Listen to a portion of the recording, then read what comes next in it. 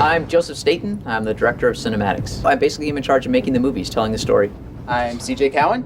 I am a cinematic designer. John Buckus, animator. This is a scene that used to happen in the middle of the control room level, where the Arbiter comes across Sergeant Johnson, basically about to be executed by some brutes. This one will do. Kill the other. Yes, Chieftain. A day's ration says I do this in one cut. 2 cuts, at least. You're on.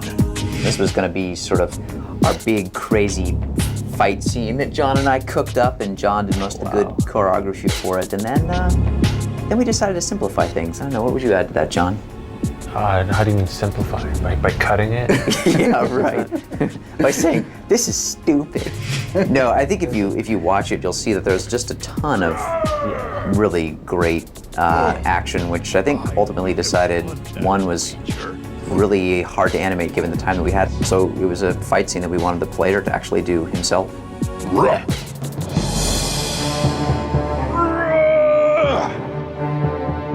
I always wanted to have some big rumble between the Arbiter and a bunch of the brutes. You don't really ever see these guys go at it unarmed, and this would be the one great situation where you see, look at that, whoop, ah! Look at that choreography, oh, in the face. There's still a small part of this cinematic that is in the game. We still have basically the end of this cinematic where the Arbiter and Johnson are talking about what they're going to do, how they're going to actually make it to the control room to take out Tartarus. We wanted to get Johnson safely into the Scarab before the player could get control of things, and that's what actually happens in the real game. Tell me, human, can you drive a Scarab? This would lead into some gameplay. The cool gameplay, of course, is the Arbiter riding on the Scarab tank while Johnson was driving it. They're gonna know we're coming.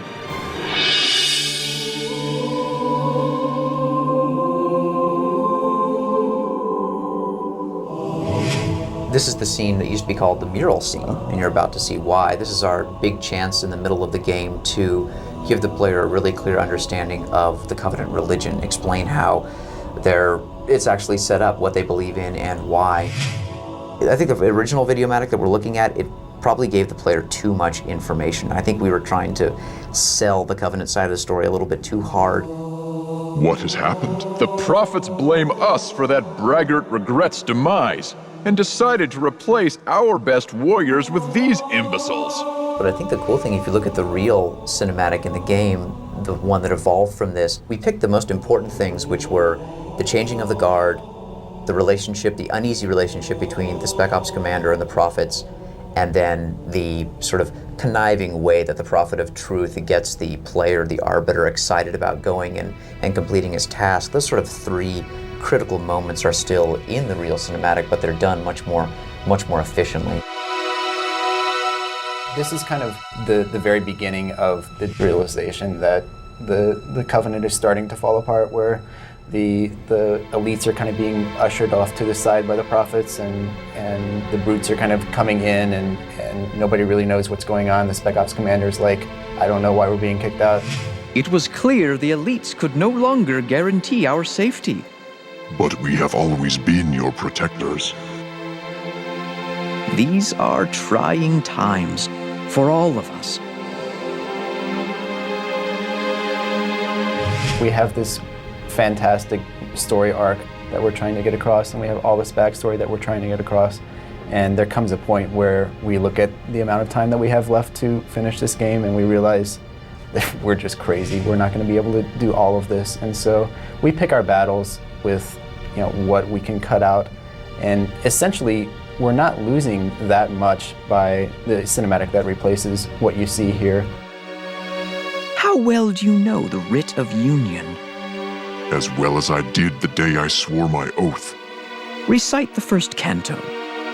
So full of hate were our eyes that none of us could see. Our war would yield countless dead, but never victory. So let us cast arms aside and like discard our wrath. Thou in faith will keep us safe whilst we find the path. Hungry for power and dominion, our ancestors met on the field of battle. Indeed, I suspect we would still be at each other's throats had the prophets not found evidence of the Forerunners and their great journey. The murals on the wall, essentially they walk you through the 7 stages of the formation of the Covenant. From the earliest time when the elites and the prophets were actually mortal enemies and fighting each other, up to the sort of present day where both species, in conjunction with a handful of others, grunts, etc., are actually looking for the halo ring. So as you look at the first mural, you'll see it's a representation of the conflict between the prophets and the elites, and this one shows sort of the elites' function in the Covenant, which is as the enforcers.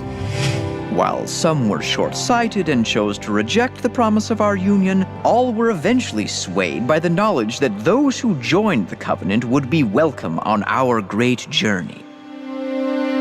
This one here shows what the prophets do, which is essentially search through old Forerunner ruins and find artifacts. And one of the most amazing things they found as they searched was this myth of 7 rings created by the Forerunners scattered throughout the galaxy. And this myth of the rings became the thing which drove the creation of the Covenant, is the foundation of their religion, which is a belief that these rings are sacred objects that will, if activated, make you a god.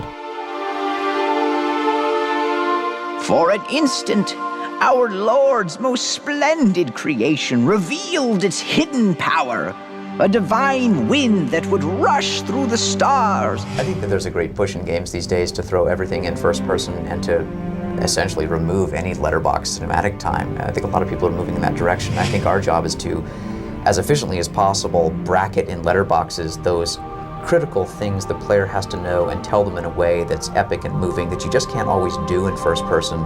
But we don't want to keep the player in this little rarefied special world too long. We want to give him some questions, give him some answers, but then send him back out into the sandbox. So this is a great example of a 6-minute thing that we decided, we can really do this in about 4 or 3.5, or maybe even less than that. And let's take that other stuff and let's sprinkle it around in all the different levels.